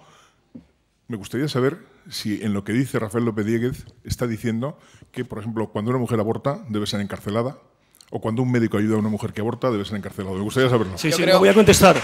Voy a contestar sin lugar a dudas y con decidir. La autoría intelectual y material del aborto corresponde a la mujer que aborta. En ese sentido, el ilícito penal tiene que ser claro y terminante. Si la mujer aborta y el aborto es un ilícito penal, la mujer, como cualquier que incurre en un ilícito penal, debe ser sancionada y condenada. E igual exactamente el médico. No es... Gracias, señor López Dieguez. Bueno, este no era el tema de debate. Vamos a concederles una última intervención. Es un tema también. Es un tema importante. De hecho, Elena Valenciano quería que fuera el único tema en las europeas, ¿no? No, vamos a ver. Una última intervención. El aborto no es un derecho, el aborto es una tragedia en cualquier caso. La cuestión es, pues, esa tragedia, cómo se trata desde la normativa, desde el ordenamiento jurídico. Creo que el enfoque debe ser siempre el de los supuestos que se pueden despenalizar, y creo que había un consenso social amplio en torno a los supuestos que se aprobaron en época de Felipe González. Creo que había un consenso social, no quiero decir que hubiera unanimidad, y me parece que la manera en que Zapatero tocó ese tema fue altamente irresponsable, como casi todo lo que hacía él, y que se trataba precisamente de generar conflicto, de generar tensiones y de ideologizar la cuestión. Bueno. Yo en España, ¿y usted? Disculpen, por favor, tendremos... No es el momento ni el lugar... No, disculpe, caballero, no es el momento ni el lugar... Disculpe. Yo creo que usted no me ha entendido, me parece. Me parece que no. Bueno. Disculpe. Bueno. No mantengamos conversaciones paralelas. Por favor, guarden silencio. Vamos a dejar a los ponentes que intervengan. Bueno, déjenme que termine lo que estaba diciendo. A pesar de que de pronto me relacionan con Zapatero, lo que yo estaba diciendo es que Zapatero fue un irresponsable también en esto y generó un problema a conciencia. Bueno, oiga, ¿sigue usted entendiendo que yo estoy apoyando a Zapatero? Se lo vuelvo a decir, Zapatero era amante de crear heridas, de abrir cicatrices y de tensionar las cosas en España. Si todavía no está claro, bueno, pues entonces... Sí, gracias. Vamos con un turno de conclusiones rápido de 3 minutos. Les pido por favor a los ponentes que sean lo más breves posible. Iremos en el orden inverso al que hemos comenzado. Señor López Diegues, si quiere intervenir. Sí, yo voy a emplear en mis 3 minutos 10 segundos para hacer una pregunta a don José Luis, ya que me ha dicho a mí. Don José Luis, ¿en Vox se admite algún tipo de supuesto aborto? ¿Están de acuerdo ustedes con la proyecto de ley formulada por el Partido Popular? Contesto. Sí, 10 segundos. No, quiero aprovechar 10 segundos míos. Es un turno de conclusiones. No, lo digo porque me ha formulado una pregunta. Querría que me correspondara porque creo que es un punto muy importante para... Seguro de que el señor González Quiroz podrá contestarla en su turno. En su turno. Muy bien, pues me contesta en su turno. Bueno, o sea, yo creo que la postura nuestra en relación a este tema, que es un tema que no cabe duda que crea tensión, porque es un tema muy abierto, es un tema que afecta. Nuestra postura en relación al aborto es una postura muy clara. Como lo es también en relación a otro aspecto fundamental, que es las uniones homosexuales, donde creo que discrepamos también de los dos partidos que están en la mesa, porque ambos dos reconocen las uniones homosexuales. Uno bajo la forma del matrimonio y otro quizá no, pero nosotros también discrepamos en ese punto de forma completamente radical, porque son dos puntos que son radicales. ¿Existe vida o no existe vida? No existe un punto intermedio. No se mata un poquito. O se da vida o se quita la vida, en cualquier supuesto, en cualquier caso. Y el afectado y el que sufre las consecuencias es un ser independiente, que tiene vida independiente y derecho a vivirla con independencia de lo que pueda decidir sus padres en cada momento. Bueno, esto es en cuanto a la cuestión esta. En cuanto a la cuestión general, sí decirles que nosotros no quiero que nadie se vaya a esta sala pensando que nosotros no, desde Impulso Social, no queremos una Europa. Nosotros sí queremos una Europa. Europa sí, pero no así. Nosotros sí queremos una Europa, esa Europa donde realmente nuestra región sea una región fuerte, una región que sea capaz de enfrentarse a los riesgos del entorno y a los retos que tiene el entorno para nosotros. Sí queremos esa Europa, pero dentro de esa Europa es crítica que haya estados soberanos. Por mucho que se nos empeñemos, por mucho que se intente cuestionar o mofarse de este criterio, el Estado soberano será el principio que hará Europa grande. De lo contrario, caer en las políticas que se están intentando llevar a cabo, de promover regionalismos que conducirán a los nacionalismos y demás, será el fin de esta Europa que sí queremos, pero no en esta Europa, no en este concepto de Europa. Gracias, señor López Diegues. Sí. La posición de Ciudadanos en el tema europeo no se puede diferenciar, no se puede separar de un diagnóstico muy pesimista respecto a la situación española, el resultado de las diversas crisis que se han superpuesto, la institucional, la económica, la crisis de valores, la crisis territorial. Y por lo tanto, como a la hora de compararnos con nuestros socios europeos vemos que somos campeones en paro, somos campeones en fracaso escolar, somos campeones en la falta de justificación de las ayudas que llegan de Europa, somos campeones en utilizar los fondos europeos para, pues, en fin, lo que hemos sabido ayer o anteayer sobre la formación en Andalucía, eso ya había pasado, por cierto, en Cataluña.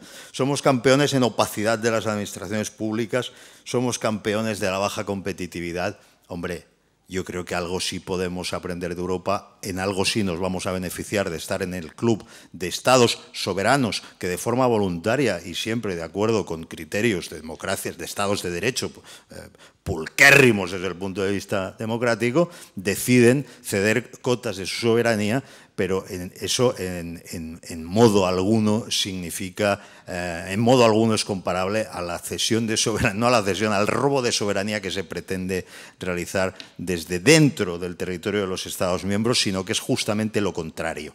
Yo creo que precisamente en la integración europea está también una de las soluciones a las posibles derivas centrífugas dentro de los estados, de algunos de sus estados. El problema no es solo español. En Europa creo que hay una conciencia clara de que si en España triunfaran procesos separatistas, después el problema les vendría a ellos, ¿no? No veo a Francia muy partidaria de que suceda eso, ¿no? Por ejemplo. Por lo tanto, la visión de Ciudadanos es una visión europeísta en una Europa naturalmente muy mejorable, donde se termine paulatinamente con el déficit democrático, donde se ponga coto a las amenazas como el nacionalismo y como la falta de competitividad que nos puede dejar muy atrás en la carrera de la globalización. Y finalmente, pues con aquella parte del mundo donde estamos insertos por derecho propio desde siempre y con la que compartimos valores y culturas y geografía. Gracias, señor Girauta. Bueno, nosotros, como ya les he dicho, creemos que el proyecto europeo es un proyecto muy complicado. Es un proyecto que no está libre de errores, no está libre de amenazas y no está libre de fracasos. De hecho, en los años que tiene, podemos decir que nos ha librado de grandes problemas. De hecho, Europa está viviendo el periodo de paz más largo desde que existe Europa, y ya eso es un gran avance. Pero nos ha creado algunos otros problemas y entonces hay que saber trabajar con paciencia, poco a poco, de manera democrática, de manera con debates finos, tratando de mejorar las instituciones y no simplemente de ponerlas en cuestión, sino de hacer algo efectivamente porque cambien, porque vayan en la dirección correcta.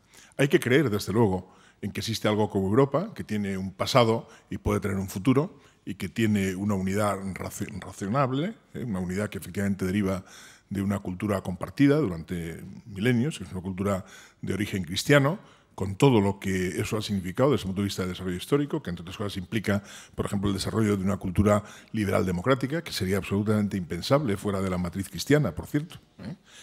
Y hay que saber apostar por eso y llevarlo a cabo con paciencia, pero sin pretender subordinar ese proyecto que de alguna manera acabará poniendo en un marco distinto al que ahora tenemos las llamadas soberanías nacionales, pero que lo hará conforme a los deseos y a la conveniencia de una unidad superior que iremos creando poco a poco, en un proceso que yo creo que será muy lento. Llevamos, grosso modo, 50 años, probablemente harán falta otros 50 u otros 150.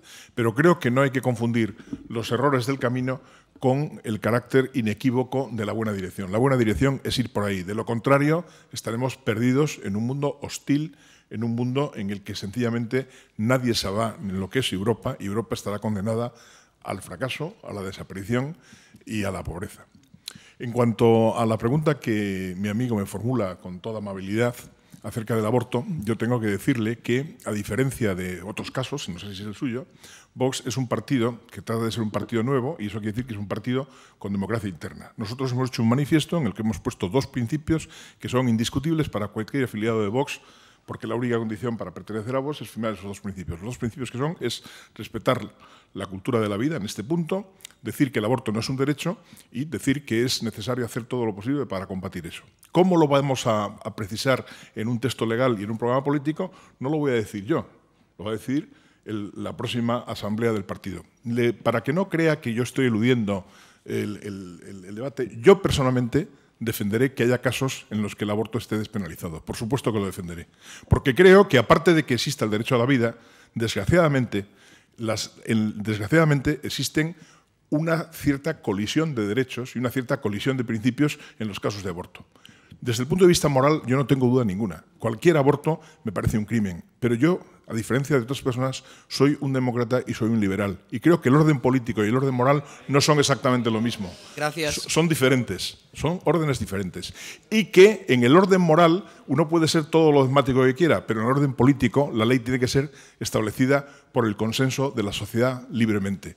Y nuestra sociedad, para bien o para mal, Silencio, de la por misma favor. manera, yo comprendo que ustedes se pueden irritar, la verdad es irritante, pero quieren que les diga a cuántos españoles les parece importante esta cuestión a la que ustedes quieren dedicar tanto interés. Exactamente el 0,7%.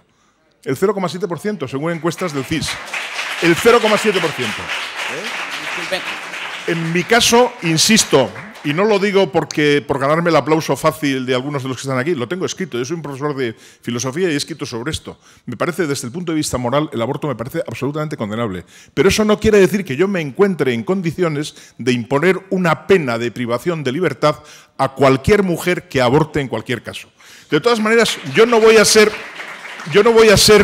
quien decida esto. Yo voy a tener una opinión en el seno de un partido y se va a debatir esta cuestión como la otra cuestión a la que él alude, que es la cuestión de las uniones homosexuales. Si quiere también le digo mi opinión, pero creo que hemos venido aquí a otra cosa. Me parece que lo que ha hecho sacando este asunto ha sido, en un panorama en el que nos hemos llevado bien, un intento claro de agresión. Espero que te haya salido mal.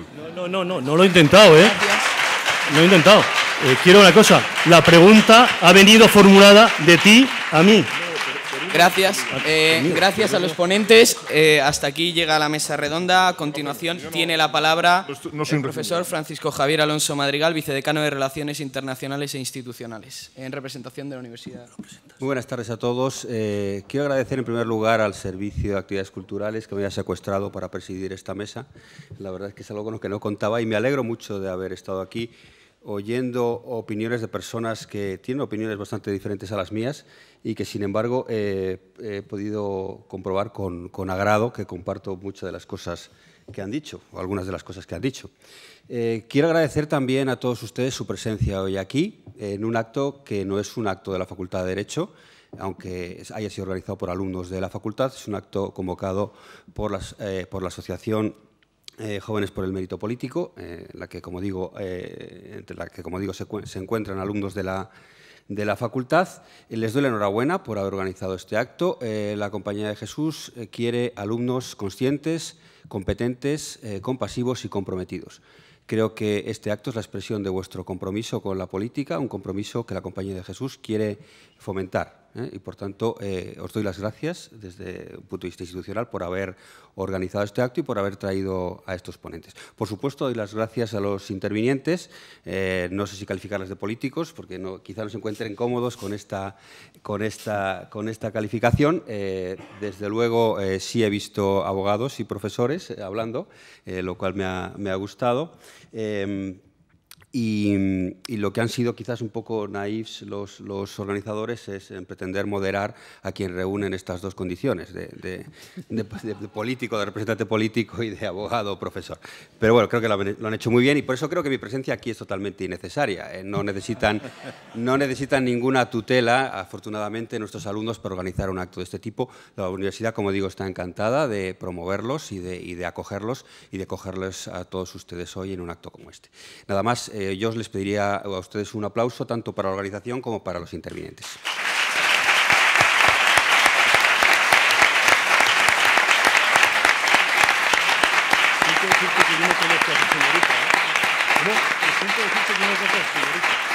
Gracias, profesor Alonso Madrigal. Con esto concluye el acto. Muchas gracias y buenas tardes a todos. Sí, bueno.